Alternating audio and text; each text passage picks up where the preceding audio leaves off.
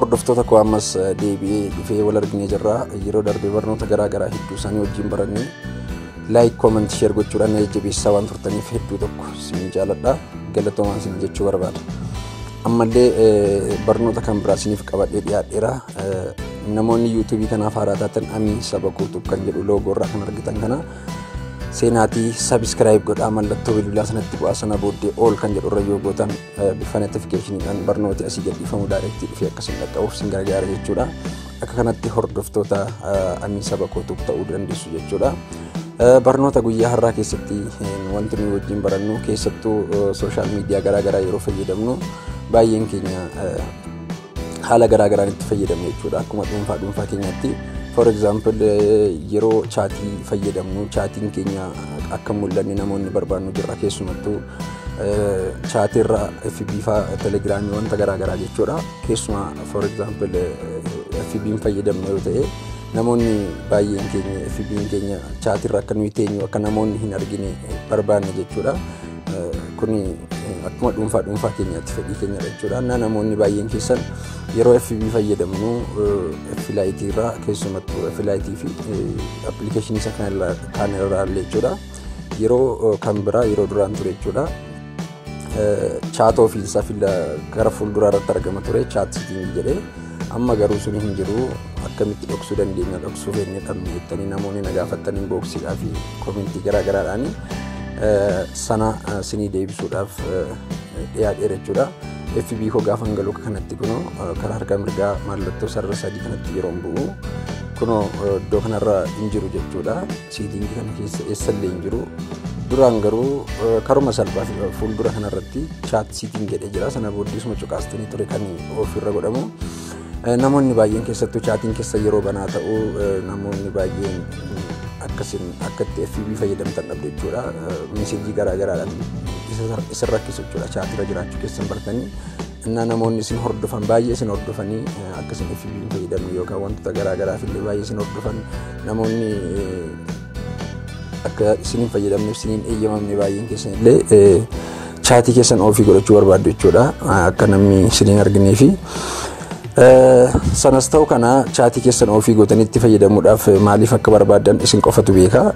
Isa kanaaf garuu ani already kanan isin barsiisu akkamitti akka chaatii keessan of godhachuu barbaadanidha dandeessanna. Waanuma isin na gaafattan irra dhaabadheen isiniif dhiyeessa baay'ee isaa gatii ta'ee fi wantan ofii korraa kaasee baay'ee isin barsiisu baay'ee isaan qabu. So setting kana akkamitti arganna namoonni jettan iddoo dhokataa keessa waan jiruu fi amma isa kana steppii ani isin argisiisu na duukaa deemtanii hordoftu sana booddee chaatii keessan of godhattanii akka barbaadan sa'atii barbaadan seentanii ba'uu dandeessu. Eenyu tokkoyyuu isiniin argu jechuudha. Eenyu tokkoyyuu isiniin hordofu chaatiirra jiraachuu keessan eenyu tokkoyyuu hin beeku jechuudha. So kanaaf karaa harka mirgaarra kan jiru kana kunoo sarara sadii kanarratti cuqaastu na waliin. Okay. Gara kanatti isin dabarsa. Yeroo kana kunoo settingoota garaagaraatu as keessa jira. Yeroo darbellee settingoota hedduu isaanii as jalatti barannee turre.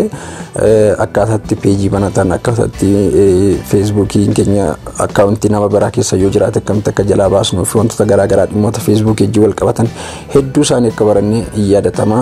Laayikii fi koomentii isin naa gootan irraa akkasin irraa barattanis irraa hubadheera. So kanaaf gara fuulduraatti illee settingoota garaagaraa as keessa jiran kana wanti isin dhibe yookaan wanti isin rakkise jiraate na gaafachuu dandeessu koomentii jalattis ta'u inboxiidhaan. Amma kanaaf gara barnoota keenyaa isaa har'aatti yeroo deebi'u okay gara gaditti ergi gadi buutanii booddee kunoo settingis kan jedhu kana iddoo kana argattu. Settingis kana keessa akka kanatti ergi seentanii ammas as keessatti settingoota hedduutu jira. Keessumaa of eeggannoo wanti isin gochuu qabdanii settingoota kanatti itti fayyadamuu wallaaluurraan kan ka'e FB keessan baay'ee jaallatta yeroo inni itti gubatu jira. FB keessan akka inni haaka ta'uudhaaf yeroo isin carraa bantan jira. Wantoota hedduutu as keessa jira jechuudha. Settingoota kanallee yeroo kan biraa irra deebi'ee isin barsiisuudhaaf waadaan isiniif seena. Ammas erga gara kanatti nu dabarsee gara gadiitti deemnee kunoo privacy setting kana isa kana jechuudha. Isa jalatti ammas settingoota hedduun akkanatti argamu.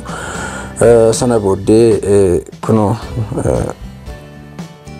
active status sorry irra deebiin sin argisiisa kuno kana jala yeroo dhuftanii active status kan jedhu kana argattu active status kana irratti yeroo cokaastanii haala ajaa'ibaadhaan kuno gara kanatti sin dabarsa jechuudha yeroo kana garatti sin dabarsu kuno harka mirgaa irra mallattoon bifa magariisaadhaan jirtu wanti tuqaa wayii fakkaattu jirti sanatti argi buutanii booddee kuno bifa kanaadhaan chat settings inni duraan fuuldura irra ture dhokate iddoo kana waan jiruuf asitti argattu turn on chat kan jedhu jira isarratti gochuu barbaadan isarratti gaafa gootan bifa sin argaartan kanaan mallattoo right itti ni bu'a off irra gochuu barbaadan immoo turn off chat kan jedhu kanarra yoo gootan kuno akkuma amma irra godhee sin argisiisa kana kanatti jira when chat is off you will still recover message jedha kuno jechuudha so chat keessan akka kanatti irra godhachuu dandeessu off irra godhachuu dandeessu barnoota guyyaa har'aa kanatti hedduu akka gammaddaniif akka itti fayyadamtan baay'een keessan barbaadanii irra godhachuutu barbaadanii akka dhabdanii rakkachaa turtan naaf himtanii waan turtaniif har'aa kana sin argisiisuuf gara kanatti dhufe